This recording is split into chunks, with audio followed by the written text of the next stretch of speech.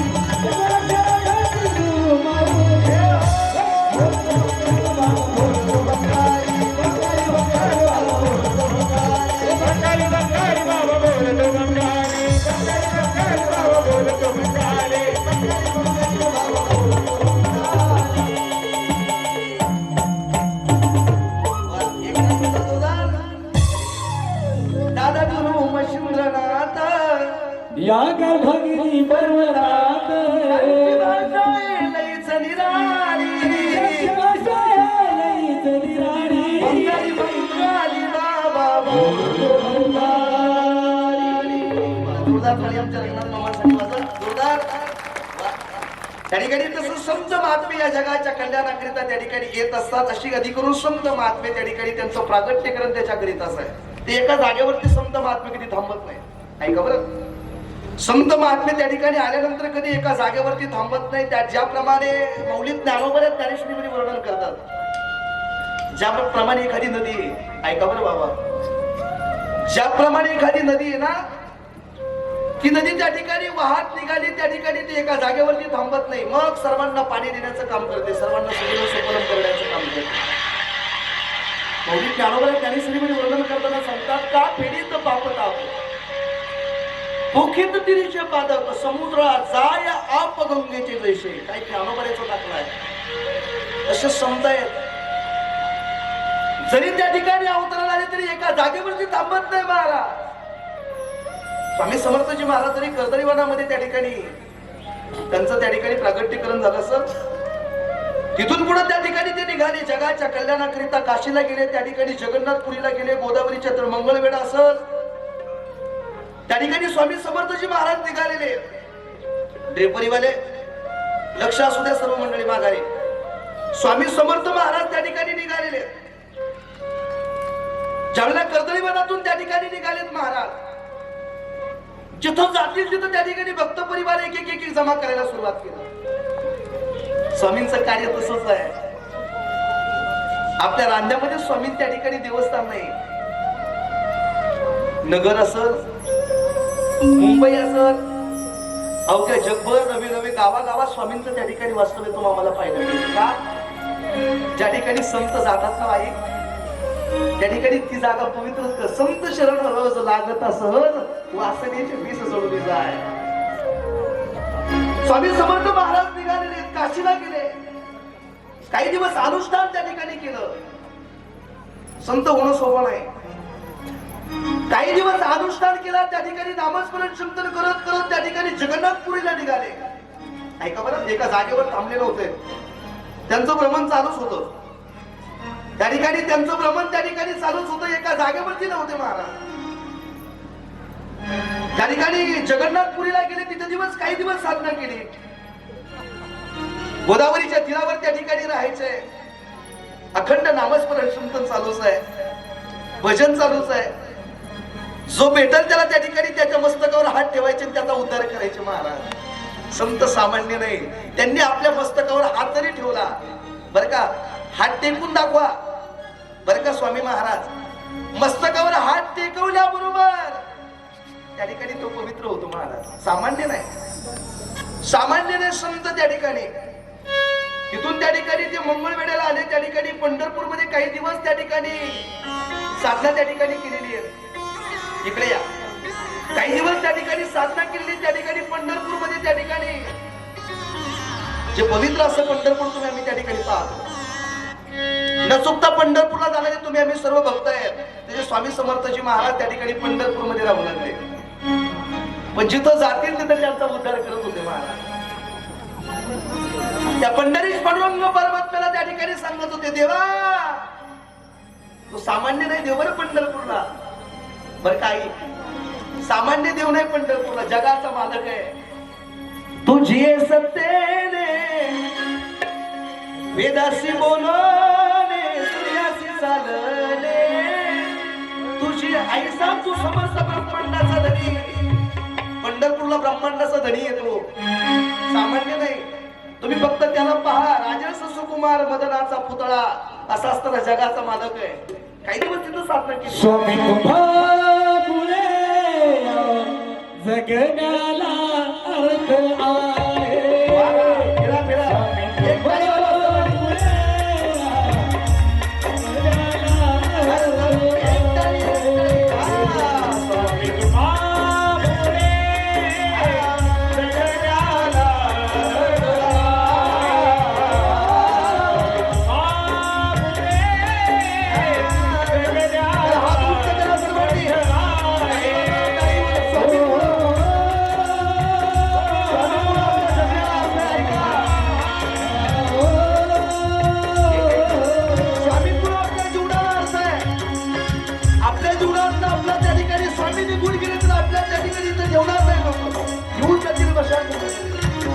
स्वामी म्हणून आपण हे घर आपलं नाही. हे घर स्वामींचं विसरता कामा नये.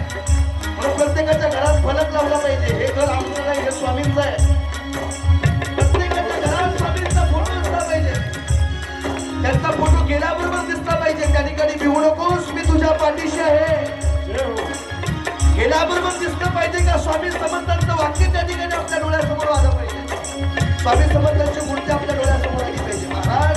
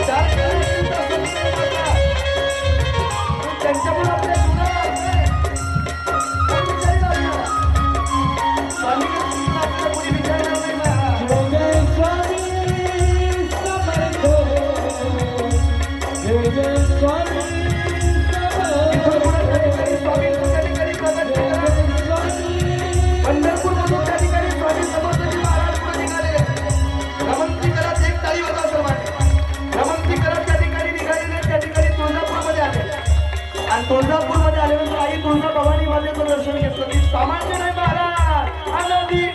अनादी निर्गुण प्रगटली भवानी. अनादि निर्गुण प्रगटली भवानी. निर्गुण प्रगटली भवानी. अनादि निर्गुण प्रगटली भवानी. महिषासुर मर्दनाला गोडी. महिषासुर मर्दनाला गोडी. महिषासुर मर्दनाला गोडी. महिषासुर मर्दनाला गोडी. प्रतापाची करावया जाणली. दिव्यनामाची करावया जाणली. प्रतापाची करावया जाणली. दिव्यनामाची करावया जाणली. भक्तांची तू पावशी निर्वाणी. भक्तांची तू पावशी निर्वाणी. पावशी निर्वाणी.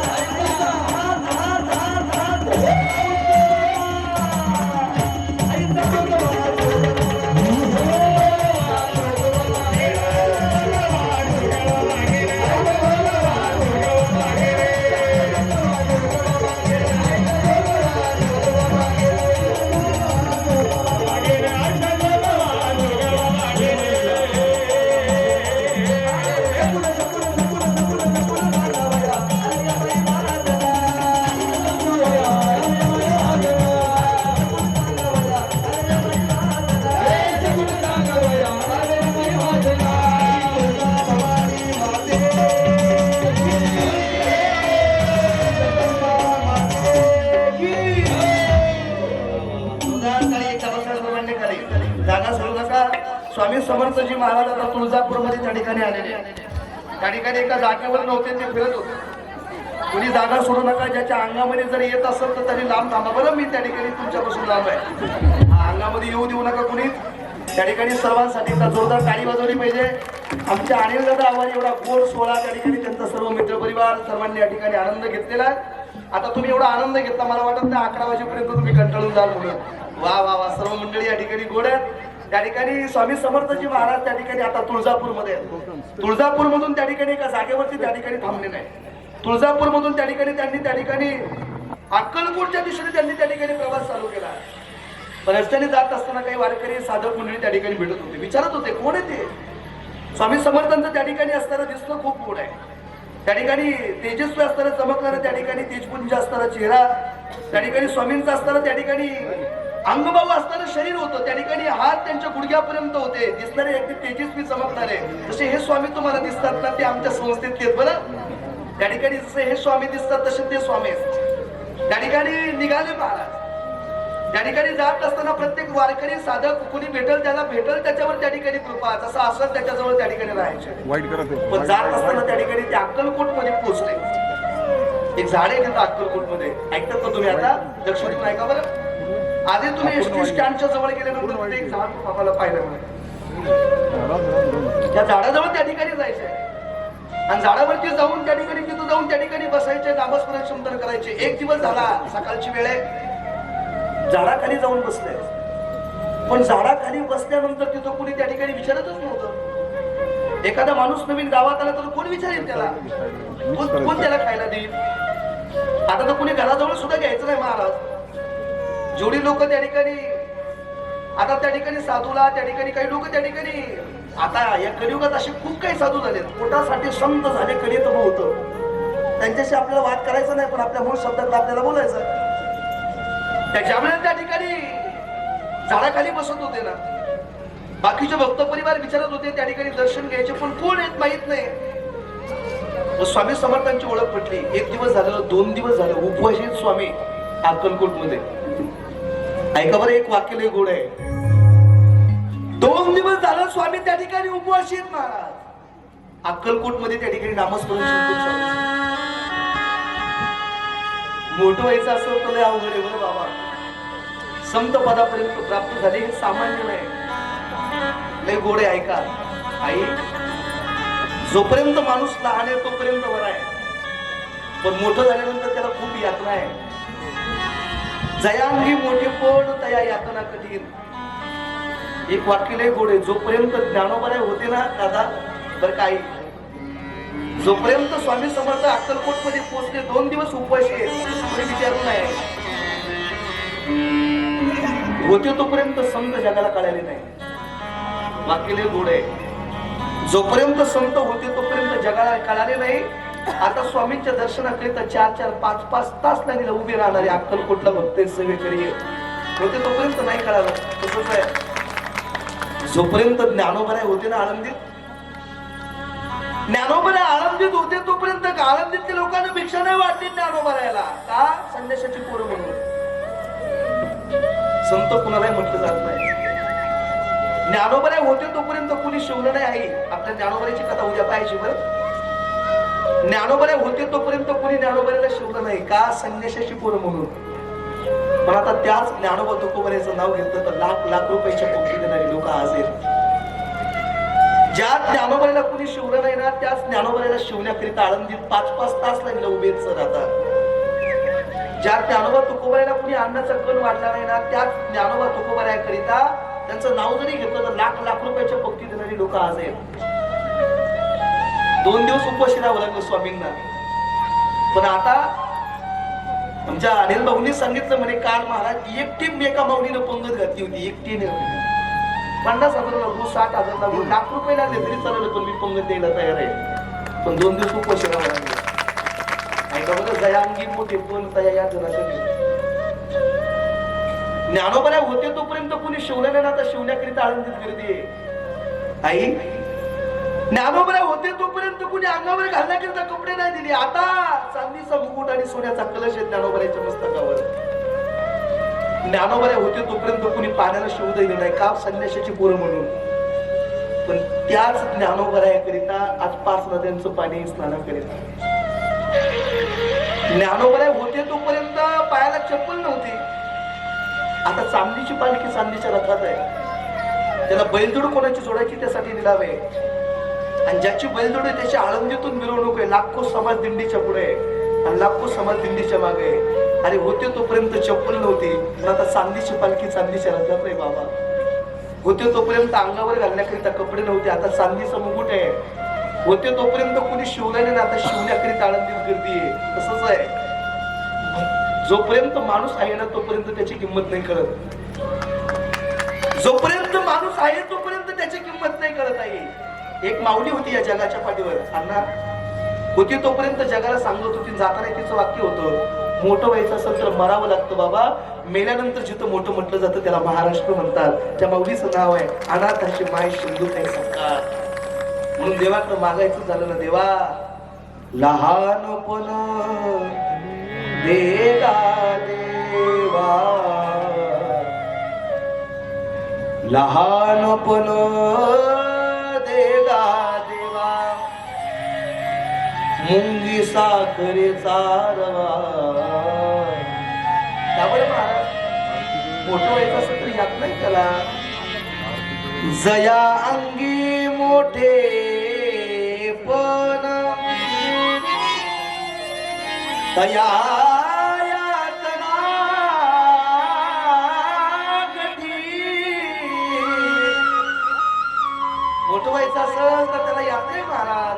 जया अंगी मोठे पण